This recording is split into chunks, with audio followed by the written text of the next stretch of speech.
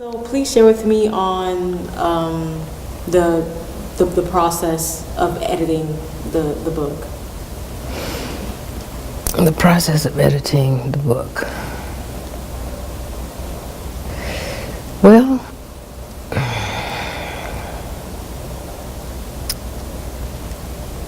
I suppose the process begins with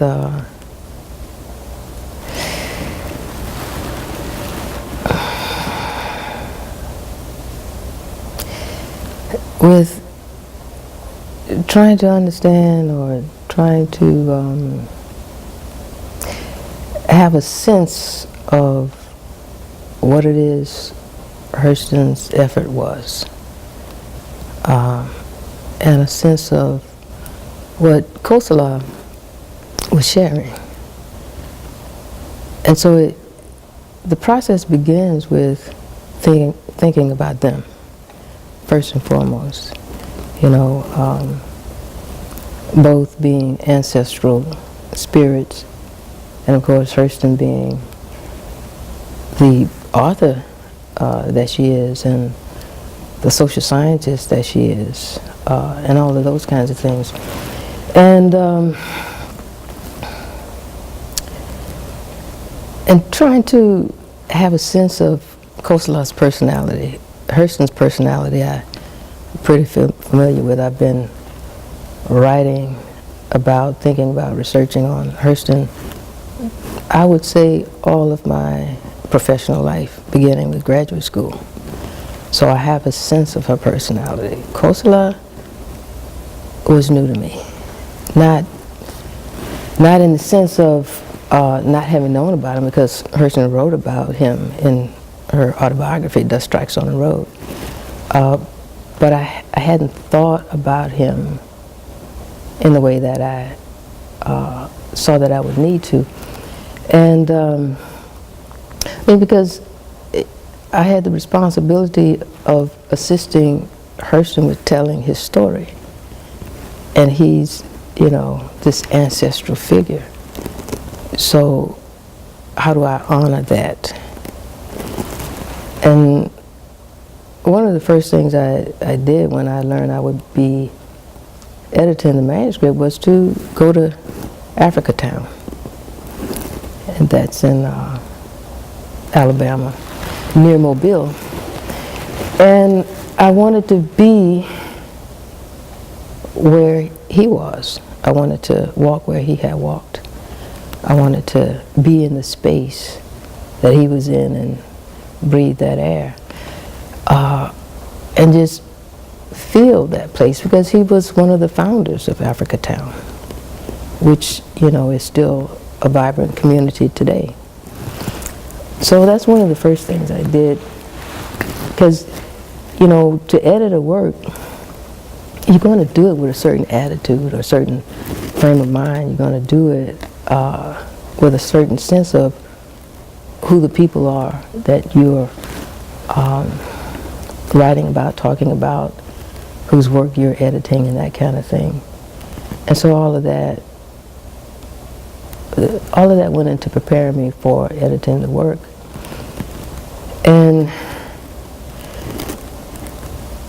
I'm just going to stop here. I know you're going to edit this thing, right? Because that's a long, involved question you asked me. Right. And how long were you in the process of editing it? Was it like 3 years, 5 years? No. The period of time was relatively short, I think I could say, mainly because Hurston left us a really good final draft. The copy that we have, which is her own typescript, was in the process of being sent to various publishers, so it was in good form.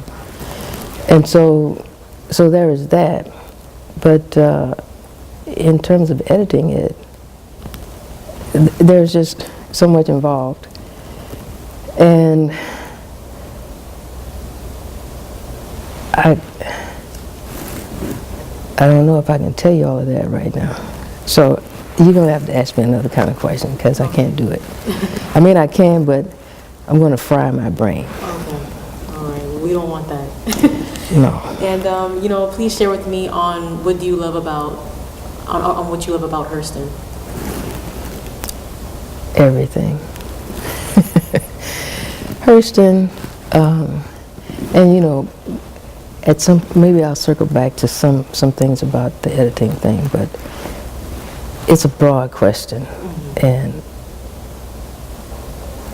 I have to think about that in a certain way, and I don't know that I can do that at this moment. But you asked me what it is that I... Yeah, well, what are your thoughts on Hurston? A superior human being. And what had me initially perceive her as someone, an author, a writer who I wanted to learn more about was the fact that when I read her work,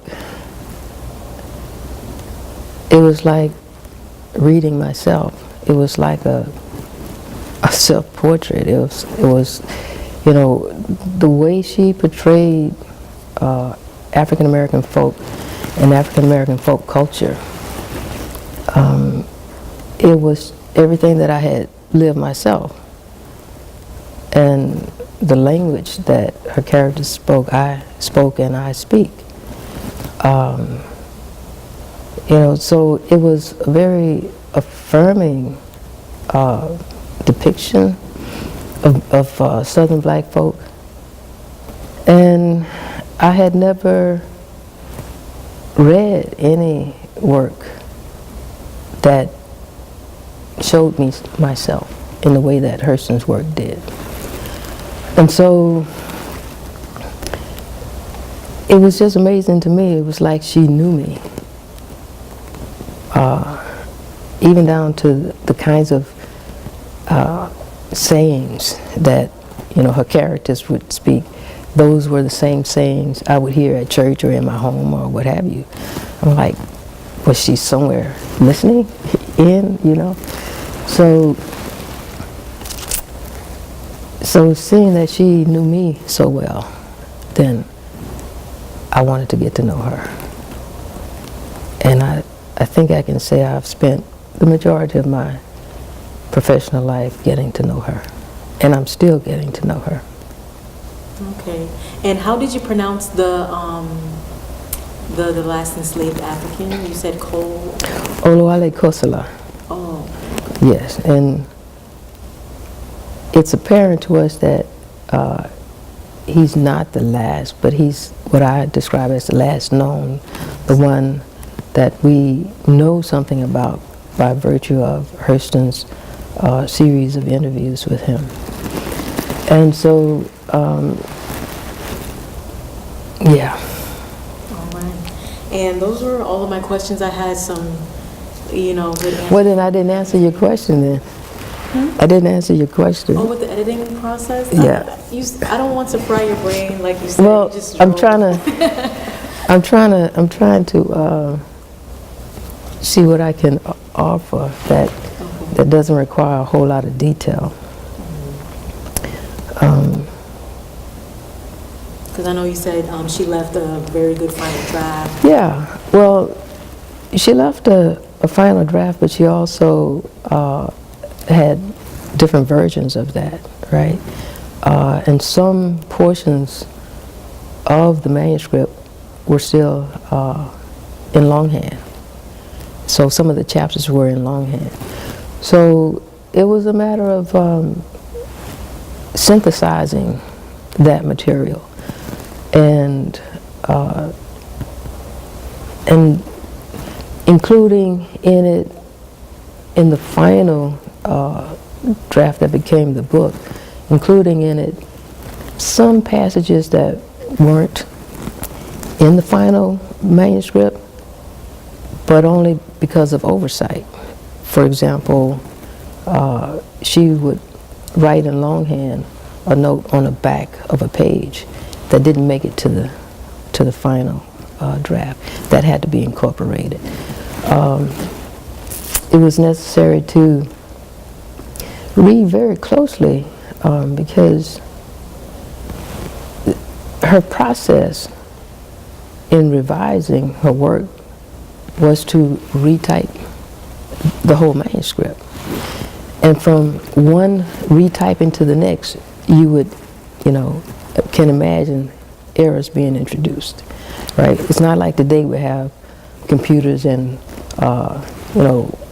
Word perfect and Word this and Word that, and you can make a change without disturbing the entire manuscript.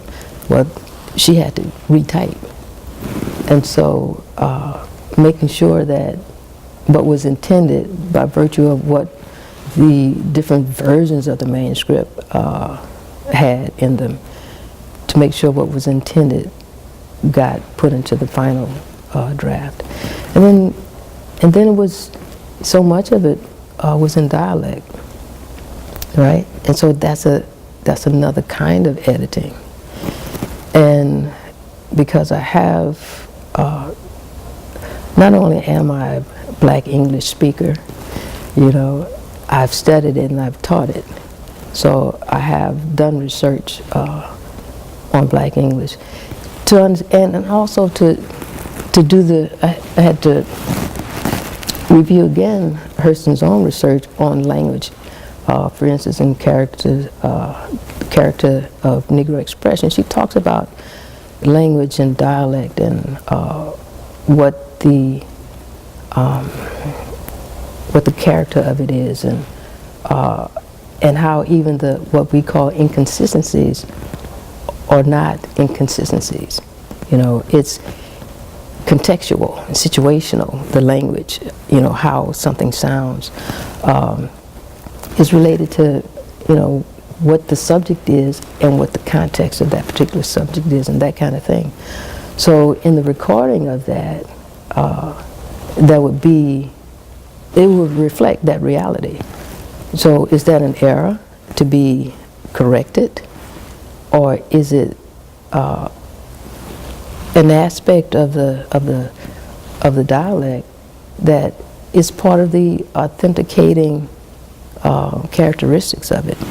So making those kinds of decisions and whatnot came into play.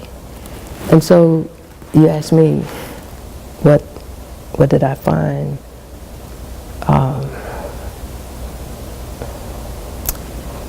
surprising about the manuscript? I think that was your question. Yeah, if there's like anything that stood out to you. What stood out to me is that Zora Neale Hurston was an absolute genius. I mean, we know her as, this author who wrote this incredible novel called Their Eyes Were Watching God. And we know that she was an anthropologist. We know that she collected stories and whatnot as a folklorist. But we don't know her as this consummate social scientist that she was. And just to see how she captured that story, it's, because the story is more than just the language it's told in. It's everything else. It's the silences. It's a description of the movement of the speaker at a certain point in time. Sometimes she'll say, after he speaks, that he bowed his head. And it gives us a sense of who he is. And then he raises his head. And there are tears in his eyes. And then, she decides, oh, it was time for me to leave and let him be with his memories. That tells us so much about the both of them, right? And the rhythm of his mind, the rhythm of his moods are so informative, and the fact that she respected them. And what's most, I think,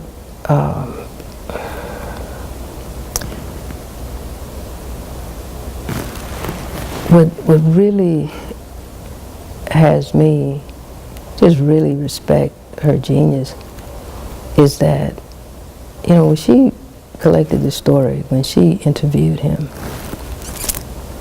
she hadn't even officially graduated from undergraduate college, right? I mean, she's in the field doing this level of work. And even though this is the last book we have of her at this point in time, it was her first book-length work. This is her first book-length work. And it's a work of social science genius. So I'm impressed by that. And what does writing in longhand mean? With a pencil or pen, in script. Okay. You know, they don't teach that anymore in the schools. See what happens? First time hearing it, so I was like, what is that? Yeah, well, So yeah, because everybody's got this. yeah. Yeah. That's longhand. Longhand is handwriting. Okay. All right. Well, thank you so much. That Okay. was it. So, did you get some of your? Yes. You got what you need? Yes. Okay. Yeah. All right. More. I'm sorry, I'm a little scattered, but Thank you so much. you're welcome. Good job.